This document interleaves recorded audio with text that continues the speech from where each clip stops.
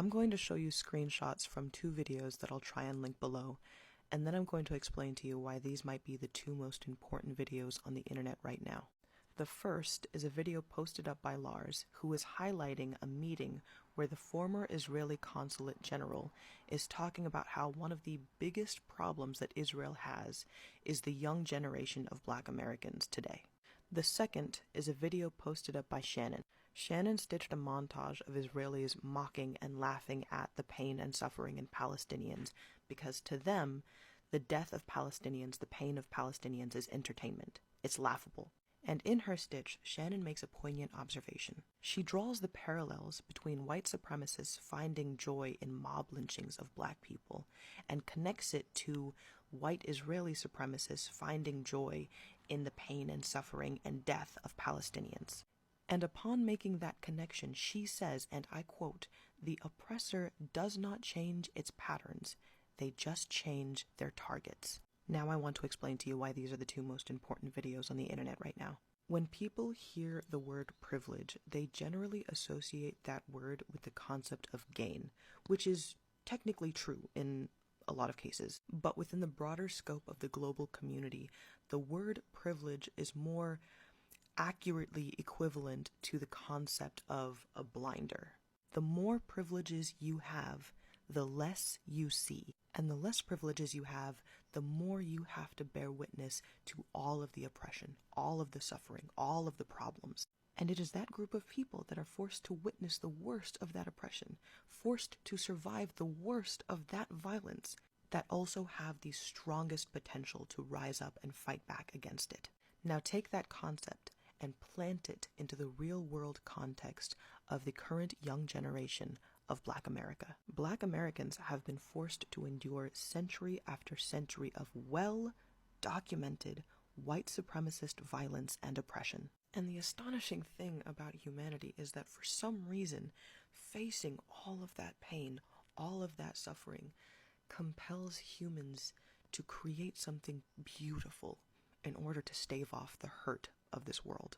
And that can be found in the music, the dance, the fashion, the literature, the art, all of which was so sensational, so compelling, so riveting that white people could not help but love it and consume it and appropriate it and try to make it theirs. And they did that time and time again until this young generation of Black Americans rose up and compelled this nation to enter into an age of cultural reclamation. And they brought the receipts. Oh, you like that music? Black people created that. Oh, you dress like that?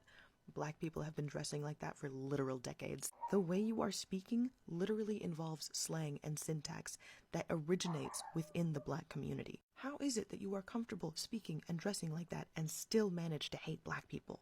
All of those questions, while they have not cured America of its racism, have at the very least forced America to contend with its anti-Blackness. And at a base state, establishes that being a racist is a bad thing. And upon that establishment, connected to the age of cultural reclamation, Black Americans have elevated themselves into a new era of social, political, cultural, and economic power. An era of shifting power that can be felt and witnessed around the globe because the reality of American hegemony has required the global consumption of American culture, which at its foundation is Black culture. This is where poetic justice comes into play. When a community like that rises to that level of power, while also wearing the least amount of blinders, wielding the least amount of privileges, it is almost guaranteed that they are going to recognize every movement of oppression that is being weaponized against communities across the globe. That's the thing about forcing a community to endure century after century of violent systemic racism. They are forced from birth to become experts at recognizing racism and recognizing oppression when they see it. Their intellect, their intuition, their observation skills are honed and sharpened to constantly be aware of it, to the point where the slightest shift in the tone of your voice is going to clue them in to whether or not you're a racist.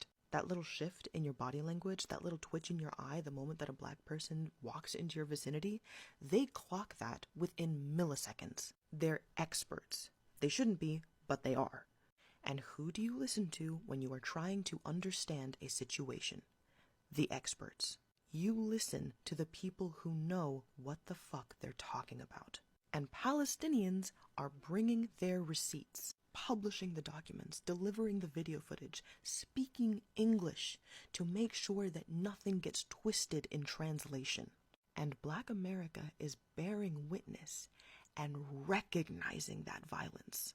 It looks disturbingly familiar to them because they have witnessed that same violence, that same brutality inflicted upon their own families, their own community. And with that recognition, they feel compelled to point out the oppressor, speak out against the oppressor, and stand with the oppressed. And they choose to do so in abundance, despite the sacrifice, despite the censorship and the shadow banning, despite the targeting and the brand deals that are financially depriving them, because they would rather stand up loudly and proudly against the violence of white supremacy than inflict the pain of a silent bystander upon another human being. And that is why an Israeli leader at a private convention in the city of Atlanta, of all places, is stating that the young generation of Black America is the biggest threat to Israel. And if that does not make you feel powerful today, then I don't know what will.